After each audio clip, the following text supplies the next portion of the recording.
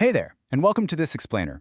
If you're an executive or founder tuning in, well, consider this your own private coaching session. Today, we're looking at a pretty hard truth about leadership.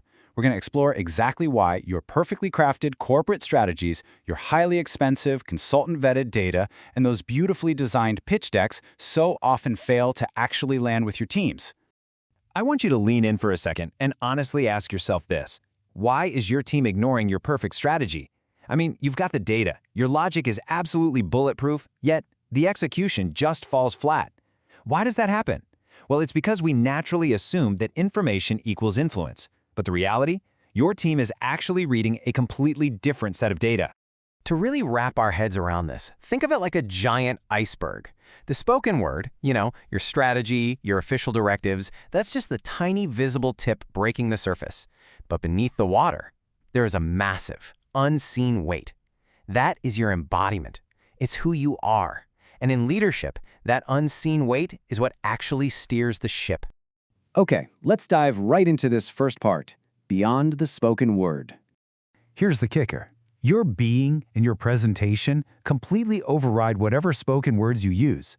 This combined signal is literally so deafening that it dominates whatever is coming out of your mouth. Think about it. If your words are saying, "Hey, we're totally secure," but your body is radiating pure panic, your team only hears the panic. Moving on to Section 2, the power of congruency. Imagine a guy trying to sell you a biohacking program for deep sleep, but he's got massive bags under his eyes and looks completely exhausted. His sheer exhaustion is a way louder signal than his actual advice, right? Now pivot that exact scenario to the boardroom. Picture an erratic, chronically stressed CEO demanding that their team show calm execution.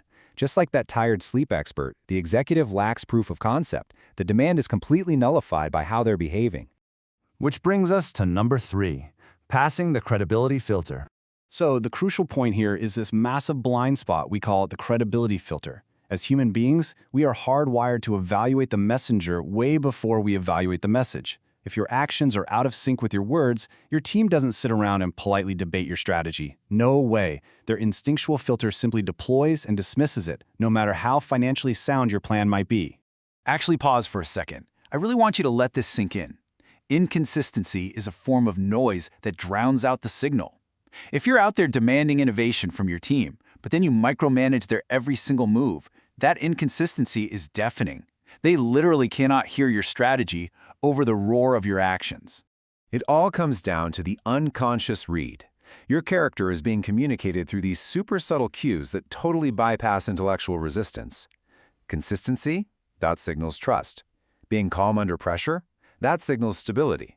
A total lack of posturing? That signals true confidence. These unconscious cues are felt intuitively by your entire organization, and trust me, they are so much louder than any corporate buzzword. All right, let's hit Section 4, dominating nonverbal communication.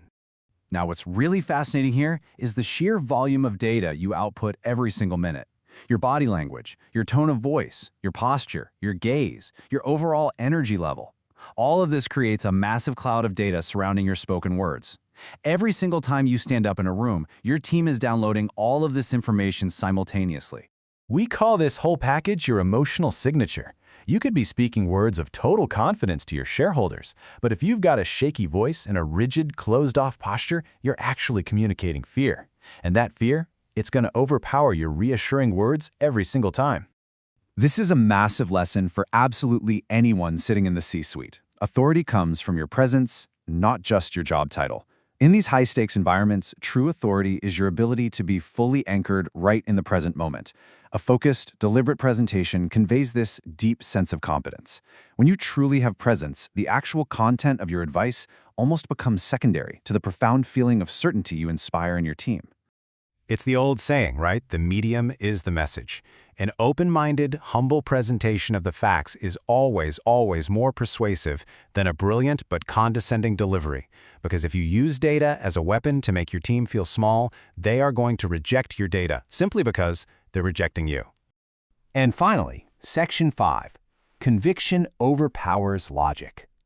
And this brilliantly illustrates our ultimate takeaway. Just look at the balance here. What you say, your strategy, that's your logic. But what you are and how you present yourself, that is your conviction. Think of logic as just the vehicle sitting there in the driveway. Conviction is the engine that actually makes the whole thing move. When you're navigating the messy, complex landscape of corporate culture and human belief, conviction always speaks louder than logic alone. A leader's physical and emotional conviction, their absolute embodied alignment with their message, is going to outcompete perfectly crafted corporate messaging every time. Your team doesn't just want to know that the plan is smart. They need to feel that you believe in it down to your bones. Which leaves us with one final provocative question to wrap up our coaching session today. The very next time you step into a leadership role, ask yourself, your logic is sound, but does your presence tell the truth? Are you truly embodying the message you're asking everyone else to follow?